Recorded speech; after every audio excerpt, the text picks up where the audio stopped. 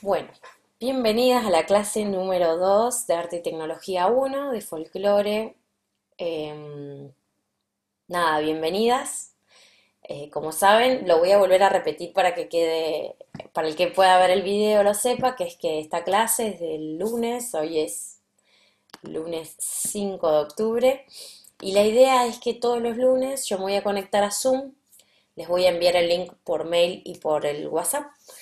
Y luego va a quedar grabada, lo subo a YouTube y ustedes van a tener un PDF, que es un archivo no editable, eh, para que puedan ver lo que fuimos trabajando en la clase, ¿sí? En estas primeras clases vamos a trabajar más lo teórico y la tarea que había para hoy, que no importa que no la tengan ni nada, que era realizar un audio en cualquier forma, hasta podía ser un audio desde el WhatsApp, ¿no? Un audio, una grabación de voz, de 1 minuto con diferentes modos, con diferentes tipos de sonidos. La voz, ruidos corporales, algún tipo de sonido instrumental, lo que ustedes querían, ¿no? Se los voy contando porque si no lo hicieron, podemos irlo trabajando para las siguientes clases, ¿sí?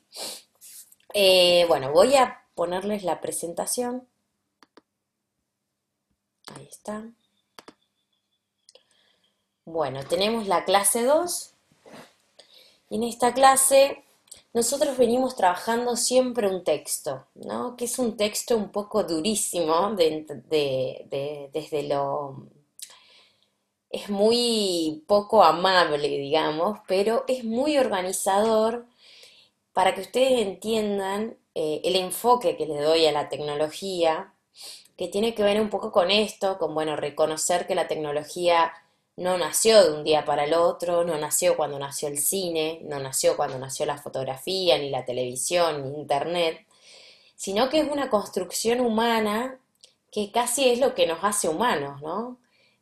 Cuando cuando la humanidad pudo empezar a transformar lo que lo rodeaba con herramientas que lo ayudaban a vivir y a transformar su medio, es cuando comienza, no sé, casi la historia de la humanidad, ¿no? Y la historia, justamente eso, cómo la tecnología, si uno la va estudiando a lo largo de la historia, también nos permite comprender que no es de un día para el otro que nació, por ejemplo, Internet, o de un día para el otro que tenemos, no sé, por ejemplo, cine 3D, ¿sí? O los teléfonos celulares. Sino que esto viene incluso desde el imaginario también, y viene también con decisiones que fue tomando la humanidad, ¿no? Que se fueron quizás dando solas, podríamos decir, pero con decisiones que han marcado nuestra forma de estar y vivir en el mundo, ¿no? Entonces en esta clase 2 vamos a seguir trabajando con Philip Dubois, que hay un texto que se llama Máquinas de Imágenes, una cuestión de línea general, que está en un libro que se llama Video Cine Godard, y él tiene esta frase: toda imagen, hasta la más arcaica, requiere una tecnología, por lo menos de producción, a veces de recepción, puesto que presupone un acto de fabricación de artefactos que necesita tanto de útiles, reglas, condiciones de eficacias, cuanto de un saber. En principio, la tecnología es simple y literalmente una habilidad.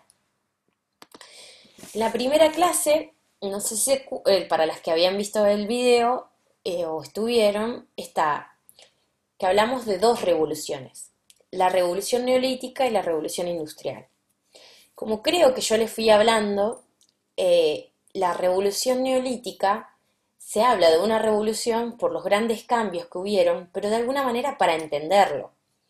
Porque a mí, particularmente, la palabra revolución me suena a algo que se da como una ebullición, no sé, como algo más corto en el tiempo. Y en realidad fue larguísimo. Estamos hablando de un periodo largo en la historia de la humanidad. En cambio, la revolución industrial sí se puede decir que fue algo como muy segmentado, mucho más acotado en el tiempo.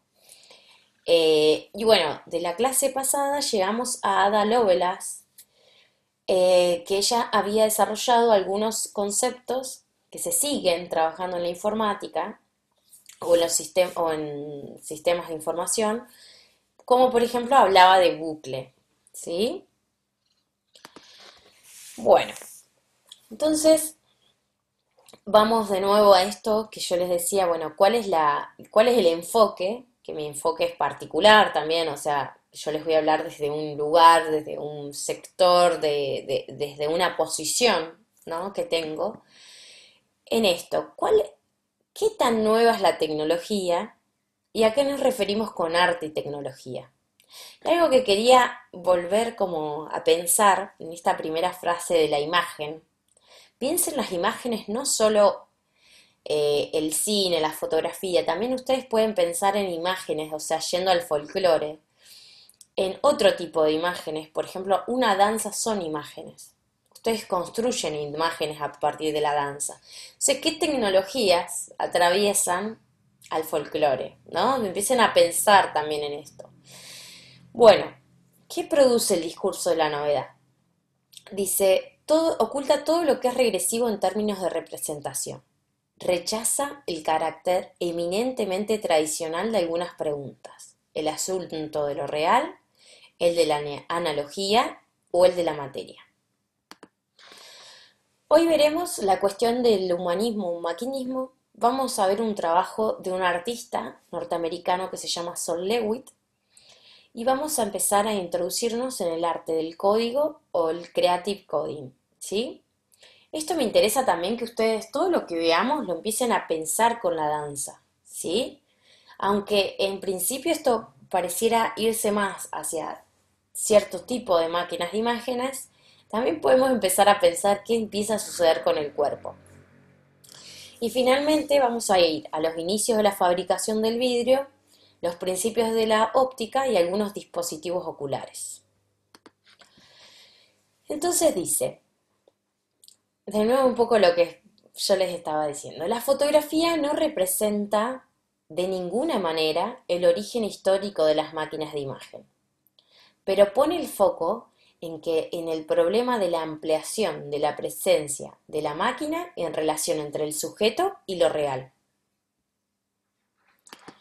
Entonces, acá tenemos este cuadro que ya lo habíamos trabajado la clase pasada. Tenemos 5 órdenes de máquinas. En el primero vamos a ver las máquinas de previsión. Yo puse adrede en grande prótesis del ojo. Cuando antes que se invente la fotografía ya habían varios elementos, incluso los lentes, ¿no? Algo tan básico como los lentes. Las lupas, también estaban los telescopios, habían todo un sistema para dirigir la mirada, para ampliar algo, para achicar algo. Entonces, esas máquinas, vamos a hablar de máquinas de previsión, lo que hacían era ordenar la imagen, ¿sí? Organizaban la visión. Los lentes, es eso, organizan la visión, ¿no? Transforman la visión. Luego hablamos de las máquinas de inscripción y acá aparece la fotografía. Digamos, la fotografía que en principio en este momento fue una máquina mecánica, pero también tiene un proceso fotoquímico, ¿sí? Porque las primeras cámaras de fotografía que estamos hablando tienen un rollo, no sé si se acuerdan, los rollos que se compraban, bueno, es un rollo que es fotosensible.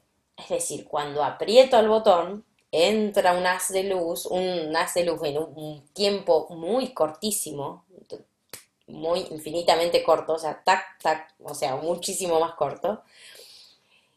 Eso llega a la película fotosensible y no es que automáticamente tenga una imagen. A lo sumo que tenga las Polaroid, pero no era así. Yo tenía que ir a un laboratorio, a ese laboratorio le hacen un proceso fotoquímico, luego va ese negativo a una ampliadora que lo que hace es pasar una luz y recién ahí a mi papel fotográfico, recién ahí tengo mi foto. O sea que es un proceso un poco largo. Luego tenía las máquinas de post-contemplación que hablan del cine. Y es muy interesante acá que ya empezamos a ver que la imagen no es una imagen que yo puedo obtener y guardarme y llevarme en el bolsillo o no sé, como por ejemplo una fotografía que vamos a ver después. Bueno, está bien, un dibujo, la pintura, bueno, yo es algo que pueda tocar, es algo material, es algo que yo puedo manipular, lo puedo, eso, el tacto también. En cambio, el cine depende de una máquina de proyección. Tiene que ser una sala oscura, eh, vos te sentabas, había un proyector que lo que hacía que era proyectar dos veces cada fotograma, eran 24 fotogramas por segundo, o sea que eran dos imágenes que se repetían, y esta luz era un haz de luz, ¿no? Después podemos ver algunas imágenes, pero digo, es como es luz, o sea, no es algo que yo pueda agarrar y me lo puedo guardar en el bolsillo, era luz. Entonces lo que se empieza a hablar es que la imagen comienza a no tener lugar, ¿no? Luego hablamos de las máquinas de transmisión y habla de la televisión, que es una multitransmisión en tiempo real. Es una imagen que no se posee, circula y se propaga. No hay un lugar específico. Es decir, acá de nuevo, ya no necesito del proyector adentro de esa sala o en una ventanita. Ahora yo tengo un receptor y yo recibo una imagen que emiten desde otro lugar. Y así como yo, lo puede recibir mi vecino, mi otro, ¿no? Había algo igual de comunitario en esto, por ejemplo, sobre todo lo que son las noticias, que comenzaba a generar que la televisión no sea solo, que no tenga que ver con lo artístico específicamente, sino que se pasaban, se pasaba, por ejemplo, muchas noticias. En el cine también se pasaban noticias a los inicios. Todos los primeros momentos siempre había un noticiero y pasaban noticias, imágenes de otros lugares. Pero ya con la televisión comienza a pasar algo distinto. Y hay algo que esta transmisión en tiempo real, y habla de multitransmisión en tiempo real, en realidad no es tanto de la televisión, sino que comienza con la radio. La radio es muy importante para que luego aparezca la televisión. De hecho, no sé si a ustedes les pasa que también pasa a veces que vos podés escuchar la televisión sin estar mirándola. Justamente porque la madre de la televisión, por decir así, es la radio, ¿sí? Entonces tiene mucho de oral, muchísimo, muchísimo de oral. Vos podés estar no mirando la tele y saber y estar trabajando en otra cosa, ¿no? Bueno, luego vemos lo que es esto, las máquinas de concepción informática, que es todo lo que sería, digamos, la realidad virtual, ¿no? Todo lo que tiene que ver con crear imágenes adentro de la computadora sin necesidad de sacar la computadora hacia afuera, aunque esto no sea tan tajante. Es decir, por ejemplo, el zoom está usando un medio óptico que es la cámara, disculpen, está usando un medio óptico que es la cámara y a la vez no estamos viendo en tiempo real, ¿no es cierto? Yo decía, bueno, la clase que di de Arte y Tecnología 3 que también doy, digo, bueno, el Zoom es lo más parecido a esto de la multitransmisión en tiempo real. Pero también creo que lo que pasa con la informática es que comienzan a operar otros sentidos, es decir, podríamos tranquilamente dibujar adentro de una computadora o en un programa informático y nunca sacarlo. Es decir, después lo publico en internet, después realizo un video de animación. No necesito sería una de las primeras cosas que no necesitan ese afuera. La pintura yo podría decir que también, ¿no? Vuelvo a esto. Pero bueno, me parece que vamos a ir trabajando igual este último concepto del orden número 5 de las máquinas. Y vamos a ir a él. Sol Lewitt, ¿sí? Sol Lewitt es un artista, como ya dijimos, es un artista conceptual. Y él decía, en el arte conceptual, la idea o el concepto es el aspecto más importante de la obra. Cuando un artista utiliza una forma conceptual, hay que entender que previamente ha realizado todo un proceso de planificación y de toma de decisiones, de forma que la ejecución pasa a ser una cuestión mecánica. La idea se convierte en una máquina que crea arte. Este tipo de arte no es teórico ni ilustra teoría alguna, es intuitivo, está implicado en todos los procesos mentales y no tiene ningún objetivo concreto. Bueno, y acá vamos a empezar a ver las consignas de Sol Lewitt. ¿Sí? Las voy a pasar rápido y después les va a quedar este PDF a ustedes.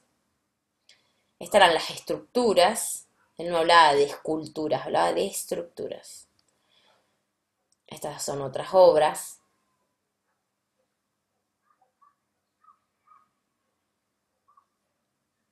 ¿Ven? No sé si pueden ver en esto y ver esta. Drawing, o sea, dibujo, instrucciones dibujadas debe ser para una pared. Eh, bueno, yo no tengo, dice líneas y arcos en el 1972. Acá tenemos otra obra. Este era un dibujo número 60 de un dibujo de pared. Bueno, volviendo al humanismo mecanismo, que era esto que decían, por ejemplo, cuando apareció la fotografía, muchos teóricos decían, bueno, eso no es arte, porque vos la fotografía lo único que tenés que saber es que tenés que apretar un botón y ya está, la máquina hace todo. Bueno, hoy eso nos parecería raro porque realmente hemos visto artistas, fotógrafos, que utilizan la luz de diferentes modos, los colores, los fueras de foco, el foco. eh, También hoy vemos muchísimo la utilización del Photoshop, por ejemplo, que se parece bastante a algunas cuestiones de la pintura. Entonces hoy diríamos, bueno, no sé si es tanto que... buen día, Antonia. Hola, José. No sé si este lugar, o sea, diríamos hoy, no sé si es tan así que es tan automático, pero en el momento que llegó la fotografía, para el arte, digamos, que estaban acostumbrados a esto de la técnica, realmente la fotografía les parecía que hacía todo, que era todo, todo era mecánico. Hoy podemos entender que no, ¿no? Pero hoy en nuestra sociedad nosotros entendemos que no. Pero esta cuestión del humanismo-mecanismo está en todo lo que nos atraviesa. De hecho, hoy vemos un trabajo, por ejemplo, un videojuego, realizado un videojuego, y podríamos decir, ah, no, pero esto es todo mecánico. Acá no hay un pensamiento humano, ¿sí? Entonces lo que empieza a aparecer es esta diada entre el humanismo y mecanismo que hay que ver si están así. Justamente lo que yo intento mostrarles es que quizás sea parte de la humanidad, la tecnología, entonces esto es como, siempre es como que encontramos del otro lado el Frankenstein, el robot, el cyborg, y quizás ya es parte nuestro, ¿no? En el caso de ustedes, yo pienso en folclore, la guitarra. Si hay algo más tecnológico que ha tenido miles de años de poderse adaptar al cuerpo humano, es la guitarra, por ejemplo, ¿no? Bueno, y en el caso de ustedes en particular, también van a tener que empezar a pensar cómo se registran las danzas, las cuestiones del registro. En el caso de ustedes, el folclore, es muy importante. ¿Con qué voy a registrar eso que estoy? Está bien, están los documentos escritos, pero ahora, hoy, en la actualidad, ¿son los únicos documentos que podríamos registrar? Bueno, para preguntarse. Entonces dice, en la obra de Lewitt, cualquiera que entienda su código puede realizar su obra, es decir, es un proceso mecánico. Lo que compete al artista es realizar el código. El artista proyecta ideas que otros materializan. Sus obras son series de instrucciones. Los que ejecutan siguen esas instrucciones. Entonces él se pregunta, ¿dónde está el lugar del sujeto? Entonces vamos a leer digamos, la instrucción número 18. Sobre una pared, cualquier tramo continuo de pared, usando lápices duros, hubiera 50, se ponen 50 puntos al azar. Ahí tengo que corregir el PDF, está mal. Los puntos deberían estar distribuidos equitativamente sobre el área de la pared. Todos los puntos deberían estar conectados por líneas rectas. Entonces, esta obra o serie de instrucciones nos interesa porque se introduce lo aleatorio en la obra. Hay un gran margen de decisiones de ejecución de la obra que queda a decisión del dibujante. El lugar de los 50 puntos, aunque equidistante, siempre será aleatorio. Bueno, ahora lo que vamos a hacer, que les quiero mostrar, acá están los 50 puntos, esto estaba hecho sobre una pared. Lo que van a hacer ustedes, mientras estamos con la clase, es tomar una hoja donde estén y marcar en una hoja blanca o en una hoja de rayas, lo que tengan, con una lapicera van a marcar 50 puntos y mientras terminemos la clase van a ir uniendo los 50 puntos con cada otro punto. O sea, lo que tienen que hacer es que tienen que hacer 50 puntos distribuidos equitativamente y todos los puntos deberían estar conectados por líneas rectas. Bueno, eso. Cuando ustedes vamos haciendo la clase, al final de la clase mostramos lo que tenemos, ¿sí? ¿Me entienden? Agarramos una hoja blanca, hacemos 50 puntos y luego esos 50 puntos los tenemos que unir, como dice acá, todos los puntos tienen que estar unidos por líneas rectas. ¿Sí? ¿Parece? Luego al final de la clase me muestran cómo están sus trabajos. Bueno, entonces vamos a volver un poquito a la clase anterior. En la clase 1 hablamos de Ada Lovelace, que da inicio a la teoría de la programación. Hoy veremos algunos conceptos. Sistema emergente. Una tarea simple se repite tantas veces que comienza a producirse un sistema más complejo. Condicional. Permite realizar una instrucción que solo se hace si pasa algo específico. Se utiliza si. Por ejemplo, uno podría decir, si tengo hambre, como. Si es de mañana y tengo hambre, como fruta, poner, ¿no? Entonces, como la palabra sí en la informática comienza a determinarnos acciones. Si es de noche, duermo. No sé. Lo mismo pasa en la informática. Puedo empezar a pensar en acciones pensando que si pasa tal cosa, mi acción es tal, ¿no? Esa, si tengo hambre, como. Si es de noche, duermo. Ahora después vamos a ver, esto por ahí parece re abstracto, les voy a decir cuándo. No importa que se sientan perdidas ahora, la cuestión es avanzar, van a ver que vamos a volver sobre esto. La repetición, bucle o loop, que veíamos que ya lo estaba trabajando Ada Lovelace, consiste en repetir una acción una cantidad determinada de veces. Por ejemplo, ustedes, si van a empezar a hacer este trabajo, van a repetir eh, muchísimas veces la cantidad de líneas de punto, ¿no? Va a ser una repetición de acciones. Bueno, de ahí vamos a empezar a hablar de esto. Creative coding o código creativo, arte generativo, proceso automático. Es crear un proceso que genera una obra de arte.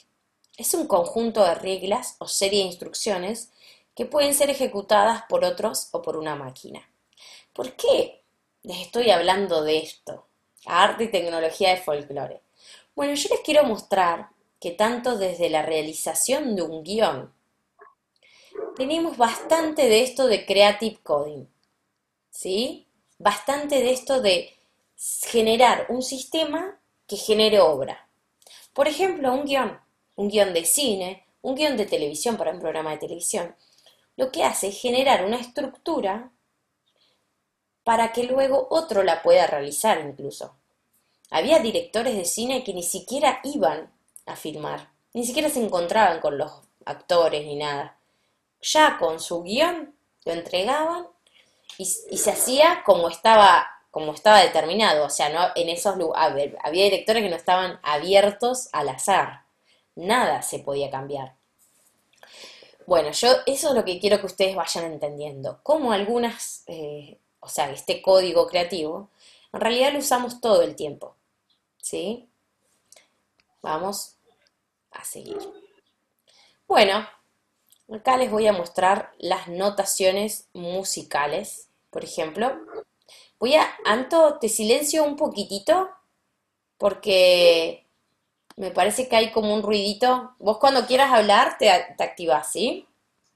Así los ruidos del... No es que quiero que estén calladas, ¿eh? Ya te silencié, sino que los ruidos ambientes para la grabación también está bueno que no estén si es posible. Aunque ustedes van a escuchar quizás algún llantito de algún nene, que son mis hijos. Bueno, las notaciones musicales son otro modo también de ver cómo es un sistema creativo. Es decir, yo anoto, de hecho yo, por ejemplo, no entiendo nada de lo que sería una notación musical. No tengo idea. ¿Qué es lo que están tratando de decirme? Bueno, hay gente que entiende más y otros menos, pero sí es verdad que se ha mejorado tanto el sistema que muchos quedamos analfabetos de ese sistema. ¿Sí? Pero el que entiende una notación musical, cuando lee, puede ejecutar la música. Entonces eso es muy, muy, muy importante digamos, entender esto de un código creativo.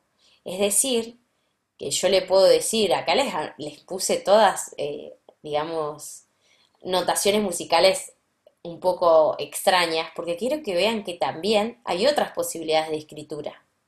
¿Sí? Pues tengo esta, por ejemplo.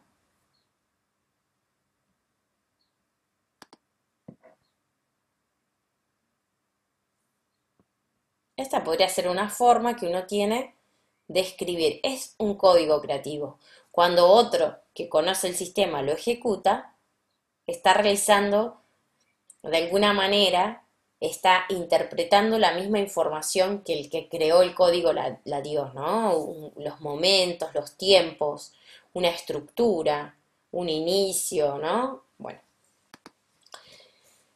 entonces, vamos, justamente es eso lo que la actividad que vamos a hacer ahora, que ustedes van a agarrar una hoja y vamos a realizar 50 puntos y cada punto tiene que ser unido con los otros puntos mediante líneas rectas. Utilice regla. Yo diría, bueno, si tienen regla la utilizan y si no, no. Pueden utilizar la mano. ¿Qué variaciones podemos tener? El número de puntos, algunos van a decir, no, yo 50 puntos no voy a hacer. Otro, el color del trazo, quizás algunas tengan dos lapiceras, una verde, otra azul. La mano alzada o regla. Y el tamaño de los puntos. Quizás algunos hagan micropuntos y otras hagan puntos más grandes. Bueno, vamos a ir, mientras ustedes vamos trabajando con la historia, ustedes van a ir haciendo este proceso de este trabajo, ¿sí? Vamos a ir a la historia fragmentada del vidrio. A ver, yo quiero que entiendan cómo yo veo la historia. La historia es un sistema, o sea, ahora ya que sabemos esto, ustedes también son, digamos, bailarines que hacen, que trabajan con la historia, que trabajan con los archivos, que trabajan con las escrituras de esas danzas. Digamos, no solo son bailarines, también son historiadores. Entonces, yo pienso que la historia, digamos, es un material que uno puede elegir y que puede investigar. Entonces yo me tomo el atrevimiento de hoy hablarles de la historia del vidrio, porque quiero que lleguemos a pensar en esto de los lentes, de justamente la fotografía, el video, hasta mi teléfono celular, utilizan una pequeña lentecilla para poder transformar esa imagen que ve en una fotografía o un video.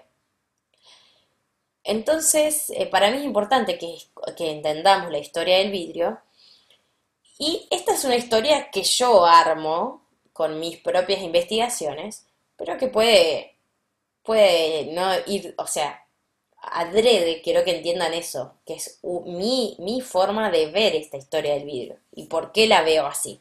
Por ahí voy a ir para atrás, voy a ir para adelante, voy a hacer como unos rulos, porque me interesa que acentuemos en algunas cosas. Bueno, entonces dice que en el periodo 3000 antes de Cristo, imagínense Mesopotamia, eh, también Egipto, ya se supone que se utilizaba pasta de vidrio. Bueno, eso, no se sabe si fueron primero los egipcios o si fue en la Mesopotamia donde se realizó esto. Lo que sí se da es que es algo como, o sea, de lo que vengo como estudiando, es que gracias a la cerámica, que veníamos la clase pasada, que ya se venía trabajando, cuando se las ponía al fuego, por ejemplo, que tenían, no sé, un cuenco y lo ponían a calentar comida, se les comenzaba a cristalizar algunas zonas de afuera, casi por, digamos, por un azar. O sea, podría pasar que ellos hacían cuencos de cerámica y todo, y cuando lo recalentaban, se les empezaba a formar con una parte vidriada, según de dónde sea ese material, ¿no? Entonces dice que, bueno, ya se le adicionaba cobalto para realizar vidrio azul y rojo, para tener vidrio rojo adicionaban cobre. Se descubrió básicamente que la mezcla de arena y alcalí calentada solo lo suficiente para que los granos de arena se fundiesen y se formara en la superficie una película vidriada. Es lo que les hablaba yo. Quizás ellos armaban alguna cerámica, la ponían al fuego y en algunos momentos se empezaba a fundir esos granos de arena y se formaba una superficie vidriada, es decir, no tenían vidrio solo, separado, sino que no sé si ustedes han visto alguna vez, o quizás en algunas tazas, como un vidriado por fuera, ¿sí? Bueno, acá vemos estos Egipto, que no sé si se ve más o menos, pero es como que por fuera se ve algo, bueno, justo esta imagen no está muy buena, pero como que se puede llegar a notar que por fuera es suave, ¿no? Una textura suave, como eso, como una película que la recorre a esa cerámica. A partir del año 2600 a.C. se descubre la técnica de soplado de vidrio. Porque el origen del vidrio al principio es como que decían, bueno, era mucho más adelante. Yo estuve leyendo que, de hecho, había muchas imágenes egipcias que no se habían notado que era justamente que estaban soplando vidrio. No sé si alguna vez vieron cómo se fabrica. Es increíble. Todavía se utiliza esa técnica, el soplado de vidrio. Bueno, era posible producir una mayor variedad de recipientes y vasijas de vidrio hueco, de manera más rápida y sencilla. Hasta entonces, o sea, hasta el 2600 a.C., el vidrio se consideraba de lujo, pero esta nueva técnica abaratará los costes y comenzará a producirse para todas las clases sociales. Entonces, miren estas imágenes. que ahí yo les quería mostrar.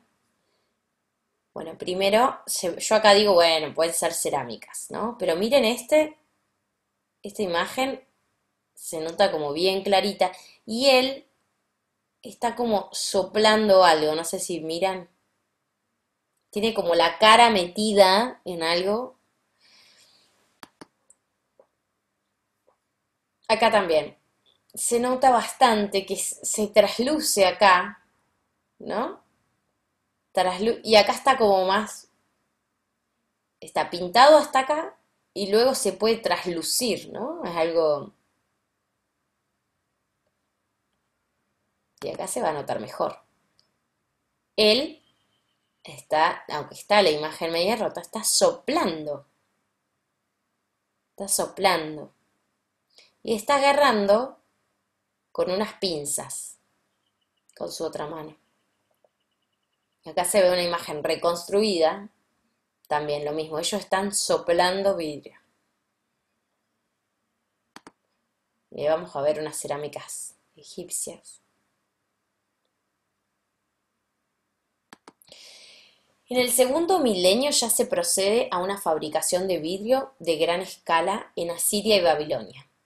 La cerámica vidriada o esmaltada tendría su máximo apogeo, es decir, esto cerámica vidriada es lo que veníamos viendo, ¿no? Que es como, hay cerámica, pero tiene una película por fuera. Entonces dice que la puerta de Ishtar de Babilonia y en los frisos del camino procesional que cruzaban la puerta, construida en el año 576 a.C. por Nabucodonosor. Son de adobe recubierto por cerámica vidriada. Estas puertas se encuentran en Alemania. Miren lo que son. No sé si pueden ver, ¿no? Es un trabajo de que eh, cada como azulejo, ¿no? Como que es un azulejo. Cada azulejo, algunos teñidos de azul y otros de amarillo. Miren lo que es la puerta, miren lo que era la puerta, o sea, el trabajo que tenían. Gigante, ¿no? O sea, esto uno lo ve en foto, pero también se tiene que imaginar que debe ser una cosa gigante hecha de ese material. O sea que bueno, él dice que se encuentra su apogeo, o sea, el texto, cuando se logra esto, ¿no? Una fabricación en serie, porque estamos hablando de muchísimos, y se ve muy, muy bellísimo esto, ¿no? Y como ya el vidrio comienza a ser parte de la arquitectura también, ¿no? Ahí. Bueno, en el Imperio Romano se pueden diferenciar distintos tipos de vidrio según su valor, complejidad o tamaño. Las vajillas estaban muy elaboradas, al igual que las jarras o botellas para servir. Y las botellas para perfumes estaban fabricadas en el vidrio de menor calidad.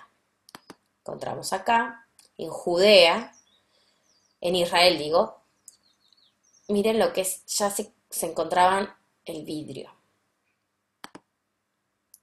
Judea fue otro gran fabricante y exportador de vidrio. Se han descubierto hornos con restos de vidrios de tamaño considerable.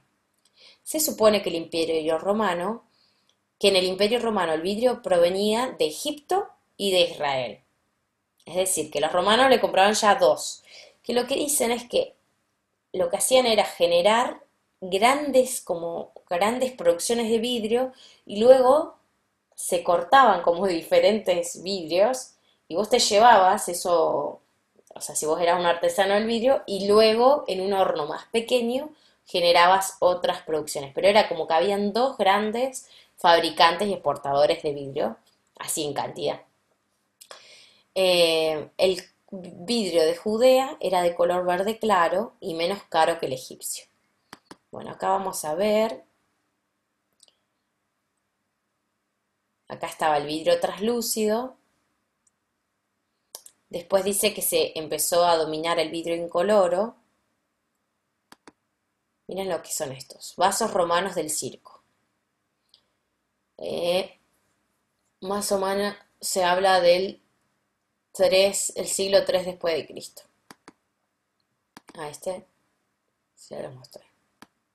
No, qué belleza, ¿no? Cómo empiezan a Bah, yo digo que belleza no es una palabra muy teórica, pero digo, miren el juego de cómo está ya el dibujo, ¿no? En el vidrio, increíble, o sea, una cosa, sí, bellísima, bellísima en lo que yo puedo pensar de que todo ese trabajo que lleva a hacer esto.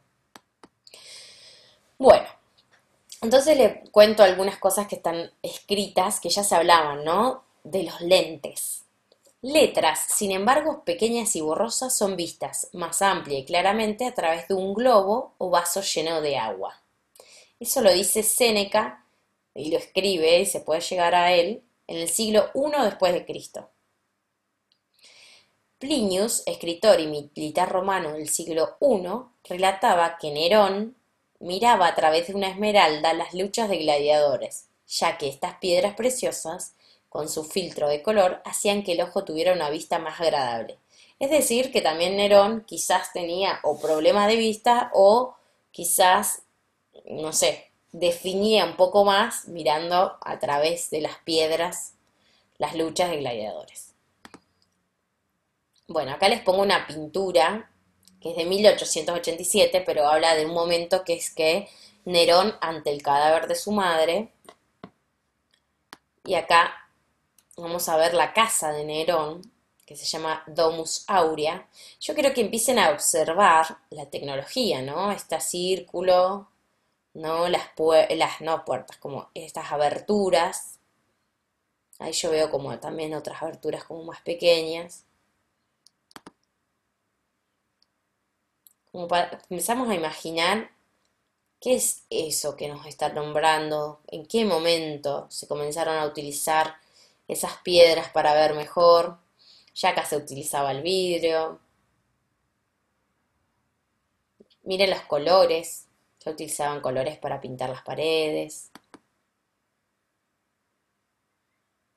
pasillos. Bueno, en la época de Nerón hubo un incendio, al que se lo acusó a Nerón también de haber sido uno de los que había incendiado Roma, y yo lo que les... Este es un cuadro muy famoso, pero más que eso lo que me interesa es que observen cómo era la arquitectura ya, ¿no?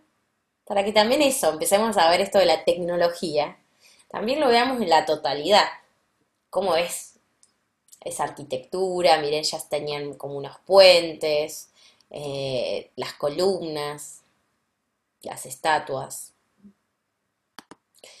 Bueno, y acá les muestro algo como muy puntual, que es la copa de Licurgo, siglo IV después de Cristo.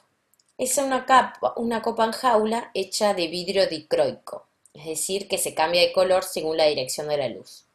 Cuando se ilumina desde dentro, la copa se tiñe rojo, y si se ilumina desde afuera, es un color verde opaco. Dice, la copa de Licurgo es un ejemplo de tecnología efímera, desarrollada en el siglo IV por los vidrieros romanos. Hoy sabemos que estos efectos se deben al desarrollo de nanopartículas en el vidrio. Ahí está. Dicen que todavía no la han podido recrear. Es decir, si se ilumina de adentro, es roja. Y si la luz viene desde afuera, se convierte en verde opaco. Entonces, vamos a ir un paso más adelante. En el siglo VII comenzaron, digamos, los artesanos comenzaron a enfocarse en las ventanas. Los coloridos vitrales fueron utilizados para adornar abadías, conventos y otros edificios religiosos. O sea, lo que estamos viendo ahora, vamos a hacer como un pequeño salto en el tiempo, es como ese trabajo en el vidrio, en el siglo VII, comienza también a afectarse en las ventanas. Algo que ya existía igual, ¿eh? Vamos a ver desde cuándo. Pero bueno, vamos a ver algunos principios de un vitral, ¿no?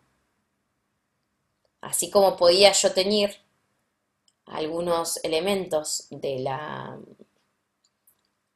mi, digamos, de mi lugar, también podía teñir las ventanas. Algunos elementos, digo, algunos objetos, así como vemos el teñido de objetos a lo largo de la historia, de los vidrios, de vidrios, frascos, lo que sea, también empezaron a pensar en sus ventanas, ¿no?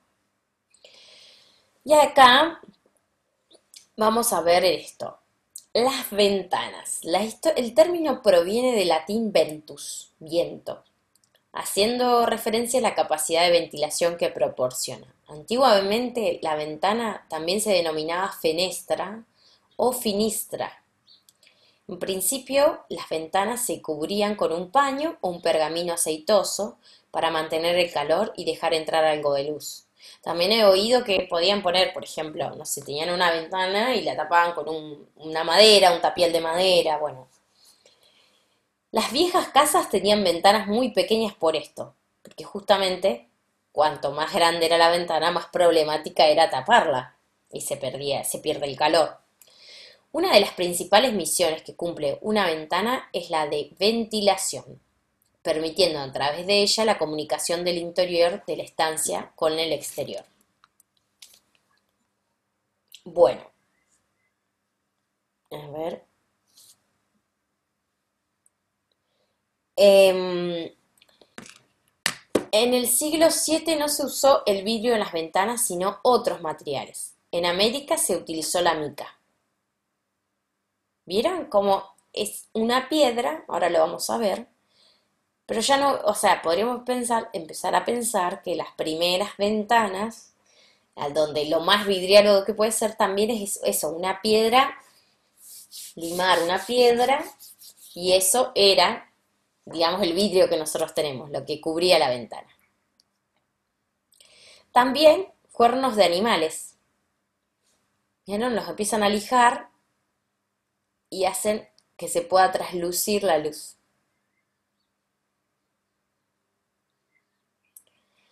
Encontramos otro tipo de material que se llama lápiz specularis, que también era, o sea, yo lo veo y parece vidrio, ¿no? Pero es una piedra. Durante los siglos I y II después de Cristo se empezaron a construir ventanas con una piedra mineral conocida como espejillo, un yeso traslúcido que era extraído de las minas de Segóbriga en Hispania, acoplándose en amazones que permitían ensamblar varias planchas con el fin de cubrir la superficie en función del tamaño de la ventana. Se llegaron a construir invernaderos a base de unir placas de lápiz specularis, o lo que nosotros decimos espejillo. Las casas romanas no contaban con grandes ventanales, pues estaban construidas de forma que dieran la espalda a la calle y se abrieran hacia grandes patios interiores. Sin embargo, sí existían pequeñas y medianas ventanas que permitían la iluminación de algunas estancias interiores, especialmente aquellas más importantes. Alabastro es una piedra traslúcida que deja pasar la luz. Este es el alabastro, otra piedra, ¿no? El alabastro también fue utilizado primero en las iglesias medievales, aunque existen indicios de que se usó mucho antes en templos clásicos. Esto es en la iglesia del Valle del Ebro. ¿Ven? Eso es una piedra. En vez de vidrio se utiliza piedra. No sé si ven ahí como las vetas. Se nota que no es vidrio. ¿Sí? Miren esta. O sea que no necesariamente tenía que tener vidrio en principio. Y las ventanas, exactamente, para poder entender, no no es necesariamente van de la mano de la historia del vidrio. O sea, el vidrio en principio se utilizó para otros fines y mientras las ventanas primero se tapaban hasta con lo que encuentres, o sea, y eran pequeñitas, y luego cuando comienza a perfeccionarse, por ejemplo, esto de los ensambles, se puede hablar de que incluso usaban piedra para las ventanas, ¿no? Como para que vayan mirando. Miren esto, ¿no? Ahí se nota muchísimo que es una piedra. Y esto también.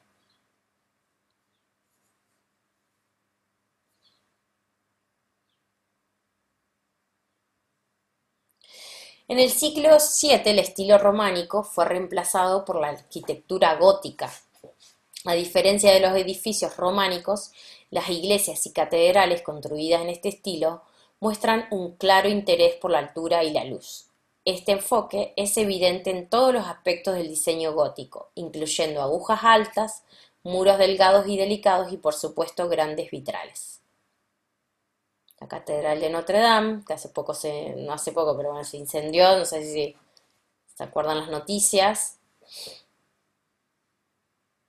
La Catedral de León.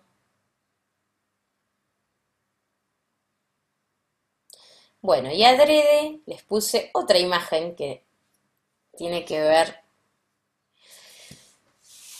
con más la cultura musulmana. En el 711 se produjo la caída del poder visigodo y la invasión musulmana en la península ibérica. ¿Saben cuál es la península ibérica? España, ¿no? Todo ese Portugal, bueno. El territorio andaluz, o sea, el sur de España, fue el principal centro político de los distintos estados musulmanes de Al-Andalus, siendo Córdoba la capital y uno de los principales centros culturales y económicos del mundo. Los territorios bajo poder islámico se denominaron genéricamente Al-Andalus, cuya historia fue una sucesión de diversos estados musulmanes. En ese contexto, vamos a ver a Abbas ibn Firnas, que era un poeta, astrólogo, alquimista y músico. En este momento tenemos que ver que los artistas también podían ser, no sé, desde matemáticos, científicos, no había una real diferenciación así tan tajante de de los conocimientos del hombre, ¿no? Podías ser más múltiple, hacer y dedicarte a diferentes cosas. Entonces, bueno, él inventó una fórmula para la fabricación del cristal obtenido de elementos minerales, que se puso en práctica en los hornos de Córdoba y que revistió una innegable importancia para la industria. La variedad de vidrio era una especie de cristal de roca. Él desarrolló el proceso del tallado que estaba en manos de los egipcios, que eran los únicos que conocían esa técnica. Causó sensación su invento porque se podía ver el líquido a través del recipiente. Y bueno, ahí empezamos a ver lo que solían las piedras para ver, de las que hablábamos ya del siglo I después de Cristo. ¿Sí? Lo que eran era como una especie de lupas. Miren estas. Ahí dice Edad Media, pero como veíamos ya habían quizás algún indicio de que las piedras ya se usaban, pero lo que quizás en la Edad Media se usaban más, ya era como una especie de dijes, ¿no? Que yo acompaño conmigo para ver lo que sería después los lentes. Bueno, él es un matemático físico y astrónomo árabe que se dice que sería el padre de la óptica, porque hizo muchísimas escrituras y experimentos con lentes, espejos, refracción, y estudió la anatomía del ojo. Eh, Se llama Ibn al-Haytham. Luego este libro fue traducido y lo que generó fue grandes cambios, digamos, en la ciencia, en la fabricación de lentes, o sea. Y vamos a ver un poquito esto. ¿Qué se imaginan que es?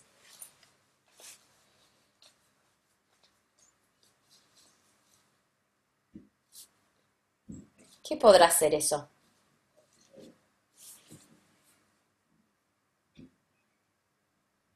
Son lentes.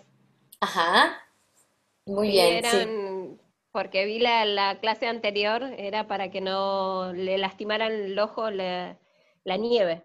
Exactamente. Cuando se vive en la nieve, de hecho, yo justo eh, estaba hablando bueno, tengo una conocida que sus padres vivieron toda la vida en San Martín. Decía que justamente sus papás tenían muchos problemas de la vista por la nieve, porque realmente les hacía muy mal la nieve con la vista, ¿no? Entonces, bueno, acá ahora tenemos estas gafas de sol inuit que vienen en realidad desde muchísimo antes y bueno, en este caso son retratadas en 1916. Lo que hacían era disminuir como la cantidad digamos, del ángulo visual, pero sí los protegen de que no todo el ojo reciba esa cantidad de rayos que les hacen tan mal que les logran hacer como si fueran unas, digamos, eh, sí, como que les hace que el nervio óptico se inflame todo el tiempo, todo el tiempo afectado, todo el tiempo, digamos, mal, y eso hace que no puedan ver bien, ¿no? O sea, los rayos del sol los, les afectan. Bueno, estos son lentes de marfil del año 40 antes de Cristo. También sigue siendo lo mismo, ¿no? El mismo sistema. Entonces se evitaban para evitar la quemadura, claro, eso es como que los queman a los ojos, que producía el reflejo del sol en la nieve. Estaban talladas en hueso, en asta, bueno, como vimos pueden ser hasta de madera. Y oftalmia de la nieve, se llama la enfermedad o la nibia, es una queratoconjuntivitis, o sea que se inflama lo conjuntivo y la córnea. Y la nieve lo que hace es una sobreexposición a los rayos ultravioletas B. Tenemos otras imágenes. Y luego pasamos a otros lentes, que digo, bueno, son lentes que no necesariamente son para ver mejor. Estos eran lentes oscuros, fueron hechos en el siglo XII, son de cuarzo ahumado y su función no era mejorar la visión ni protegerse del sol, sino ocultar el rostro. O sea, pasaban otras cosas ahí. Las dinastías tenía dos tecnologías que podemos considerar antecesoras a las gafas actuales, el cristal de aumento y las gafas oscuras para ocultar los ojos. Los jueces usaban estas gafas oscuras hechas de cuarzo ahumada no para protegerse del sol, como hacemos nosotros, sino para camuflar sus reacciones ante los litigantes al revisar las pruebas. Es decir, voy a poner estas imágenes que son actuales, que nada tienen que ver con la China, pero quería mostrarles, ustedes saben, ellos son jugadores de póker, ¿ustedes saben por qué están así?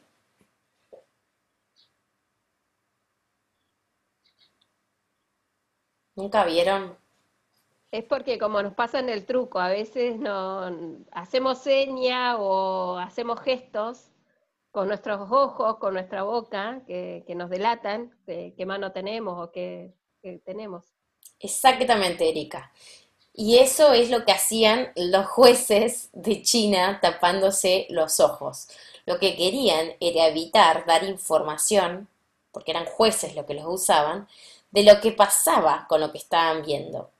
Entonces, así como hoy actualmente los jugadores de póker se tapan su cara para no dar información, los, eh, los jueces chinos tapaban sus ojos para no dar información de qué es lo que estaban sintiendo o viviendo en ese momento. Entonces, voy a dejar de compartir esto. ¿Cómo andan? ¿Cómo están? ¿Anto, me escuchás bien? Más o menos. Bueno, después vamos a ver si podés ver la filmación y quizás la grabación y podés escuchar el sonido. Bueno, ¿vos me escuchás bien, Erika? Sí. Sí, bien. Les quiero mostrar,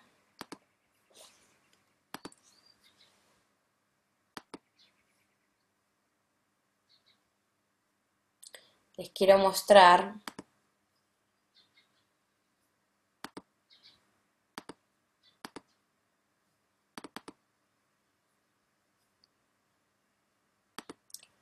un video.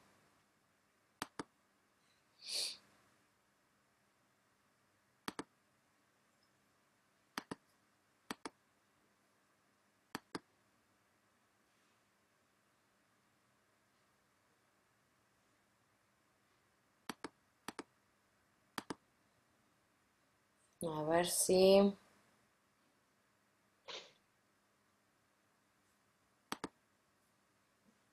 No.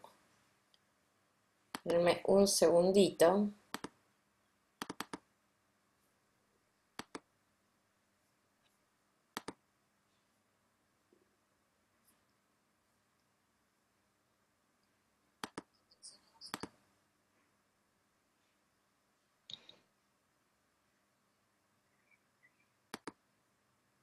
Ahí está.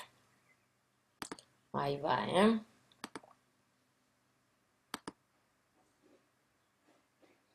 Acá.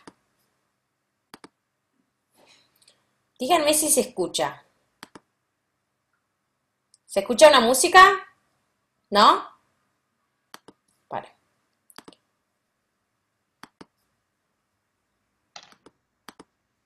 Espérenme un segundo. No sé por qué ahora Zoom, cuando querés compartir un video, eh, ¿Tendrá que ver con los auriculares? sí, no, hay, a ver ahí. Tengo que poner abajo compartir sonido de la computadora, optimizar para el clip de video. A ver. ¿Ahí escuchan? ¿Música? Sí. Sí. Dice, es cierto que no hay arte sin emoción y que no hay precisión sin artesanía, como tampoco hay guitarras sin tecnología. Tecnología del nylon para las primas, tecnología del metal para el clavijero, la prensa, la gubia y el barniz, las herramientas de un carpintero, el cantautor y su computadora, el pastor y su afeitadora, el despertador que ya está anunciando la aurora, y en el telescopio se demora la última estrella. La máquina la hace el hombre, y es lo que el hombre hace con ella. ¿Sí? Eso es de Drexler, guitarra y voz, es un tema que seguro... Aquí hay varios elementos tecnológicos de altísimo nivel. El más impresionante es esto, ¿no? Que a mí la gente me pregunta siempre, ¿te gustan los discos de tecnología o los discos de guitarra? Y yo les respondo, bueno, cuando veas un árbol en el cual crezcan guitarras, la guitarra dejará de ser una herramienta tecnológica, pero esto es un prodigio de acústica, de ergonomía. Por ejemplo, esto lleva siglos adaptándose al cuerpo de una persona, mucho más que un teclado de un ordenador, y además tiene un grado de depuración acústica una guitarra. O sea, los siglos que se ha determinado, decir, y el detalle de gourmet que tiene un luthier para determinar el grosor de cada milímetro de la tapa de una guitarra y saber cómo va a sonar después, es realmente es algo prodigioso desde el punto de vista tecnológico. Y aquí hay otra herramienta tecnológica menos maravillosa que la guitarra, pero bueno, que también sirve para lo que sirve la tecnología, para salir del paso y para enfrentarte a la realidad y solucionar problemas que te plantea la realidad, ¿no? Bueno, nada, quería, me parece como muy importante que empiecen a entender ustedes desde el folclore también, eh, cuáles son las tecnologías. Y después eso, lo que vamos a ver que son las tecnologías de registro que estamos mirando, ¿no? Las tecnologías como la cámara de fotos, o sea, ustedes también trabajan un montón con la fotografía, van a trabajar con los videos, registros de videos, quizás de algunas danzas. No solo aprender a leer digamos, archivos de danza, sino también, digamos, registros de danza, sino también tienen que aprender a ver cuáles son los diferentes tipos de registro, ¿no? En ese sentido, me acuerdo que hace poco hubo una clase que nos invitaron otro instituto de formación docente folclore y nos decían bueno, que nos hicieron ver un documental de de las, de las cantoras del norte neuquino. Y en un momento yo veía que alguien, ¿no? Se bajaba, como que estaba abajo de la guitarra y yo no veía qué, o sea, yo no veía qué había pasado. Y bueno, una de las cantoras que estaba ahí presente, que ahora no me va a salir el nombre, pero es fabulosa y divina, o sea, nos mostró todo, muy solidaria. Ella me contó, o sea, que yo no entendía por qué, que claro, por ahí el hijo, el nieto o la pareja, mientras la cantora iba cantando y haciendo sus acordes, ellos van haciendo la otra persona como una caja de percusión sobre la guitarra, acá abajito, entonces estaba agachado, ¿no? Pero claro, en ningún momento se ve eso en la imagen. Yo nunca vi a alguien tocar, sino que veía a alguien agachado, chiquitito y del lado de atrás.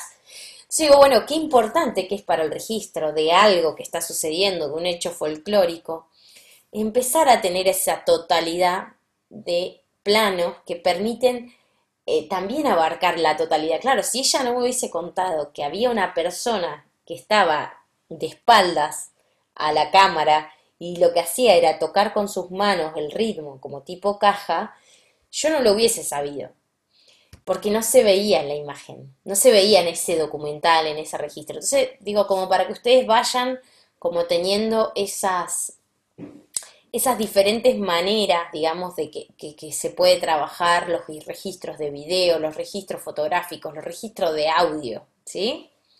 Bueno, ahora me voy a callar un ratito y quería saber si habían, para las que estuvieron desde el inicio, por ahí después las que aparecieron no se preocupen, pero si podían mostrarme, si pudieron hacer los 50 puntos. A ver cómo quedó. A ver, Erika, te voy a poner en vista de la... Ahí. Eh, ahí te puse Erika. Ah, mirá, muy bueno. Uniste ahora, todos los uniste ya. Sí, solamente pude hacer dos, digamos, Dos puntitos que se unieron con todos. con O sea, todo. tenés en realidad 100 líneas, ¿no? O no en... Sí, ahí habría que ver. Sí, Bueno, faltan algunas de este lado todavía llegar, pero sí, es. perfecto. ¿Alguien más pudo hacer? Como lo tengan, no importa que no lo hayan terminado. A ver, Cinti, ¿para qué te pongo en Spotlight? Ah, mira qué bonito. Está muy bueno.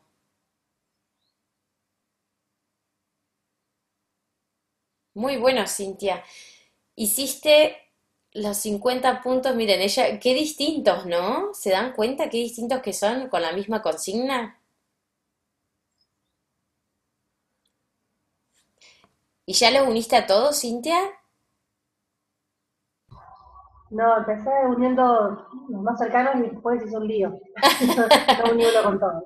No importa, está bien, está bien. Bueno, Anto, ¿vos tenés?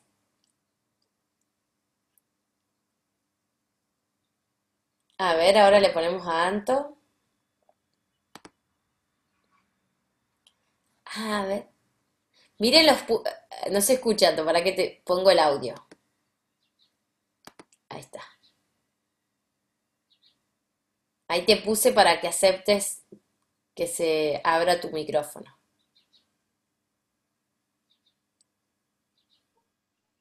Ahí se escucha. Ahí está. Llegué a los 50, pero no los uní todo porque me pasé de puntos. Bueno, pero no sé si ven, no importa que no lo hayan terminado. Mm. Mostralo, eso, que sé.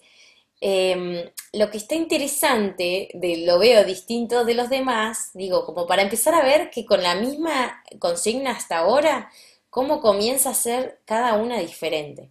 Miren el grosor de los puntos de Anto.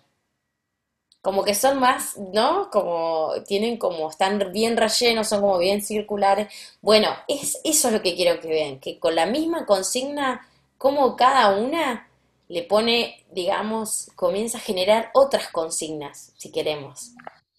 Vamos a ver, no sé si Nivia no alcanzaste porque entraste después, pero bueno, la idea era, si ves después el audio o el video de la clase, realizar 50 puntos sobre una hoja y todos los puntos tienen que quedar unidos mediante líneas rectas. Puedes usar regla o no, puedes pensar en el grosor, puedes pensar en distintos tipos de colores, ¿sí? Bueno, y este último video de Drexler me parecía como súper importante, el hecho de la guitarra, ¿no? La guitarra como una de las cosas, a nosotros nos atraviesa en toda nuestra cultura, pero bueno, pensarla como una tecnología, la guitarra no fue siempre igual, no es siempre igual, va a avanzar. Entonces, en ese sentido, ustedes tienen que pensarse, o sea, digo, piensen dónde, o incluso la arquitectura. No es lo mismo estar en un lugar, cantar adentro de una iglesia, cantar afuera en el fuego, ¿no? No es lo mismo. El sonido, como la reverberación del sonido, cómo se escucha, ¿sí?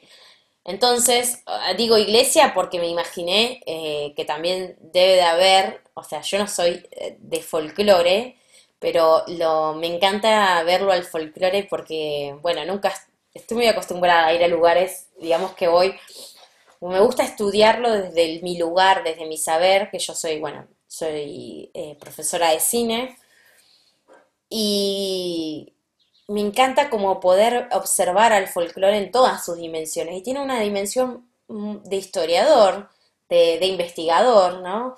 Tengo toda una dimensión que no tengo que dejar de analizar, por eso la arquitectura, los lugares, los espacios, la geografía. Había esto, ¿no? ¿Qué se usaba? ¿Qué tipo de casas tenían? ¿Dónde bailaban? ¿Bailaban adentro de las casas? ¿Bailaban afuera? ¿Bailaban en el cemento o bailaban en la piedra o bailaban en el, no sé, en el césped, ¿no? Empiecen a pensar, justamente en la primera clase veíamos eso, cómo el hombre hasta modifica lo que lo rodea, la vegetación que lo rodea. Cuando pasamos en la revolución neolítica, dejamos de ir y recolectar y empezamos a generar nosotros. Y el yuyo que saqué y empecé a generar, no sé, que se produzca tomate, por ejemplo, voy a decir cualquier cosa, pero saco el yuyo, yo misma estoy afectando qué es lo que van a hacer y lo que no. O sea, todo el tiempo estamos de alguna manera afectando lo que nos rodea. Entonces, bueno, cuando ustedes se pongan desde ser historiador, desde ser historiadoras, porque les voy a hablar desde femenino, también poder pensar en estas cosas que parecen aledañas, pero nos afectan tanto, ¿no? Esto de tener una ventanita chiquitita, por ejemplo, a un ventanal. ¿Cuánto afecta, no?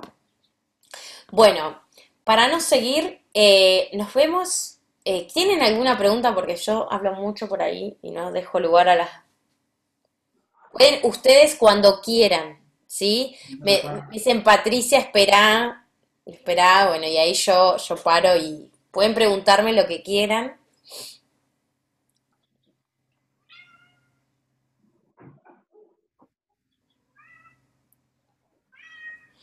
Bueno, y otra cosa, sí, Erika está desde el principio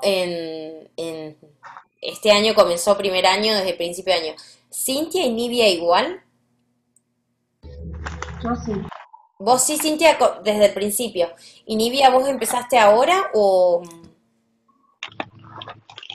Sí, también este año empecé Pero a principio de cuatrimestre o en el segundo cuatrimestre.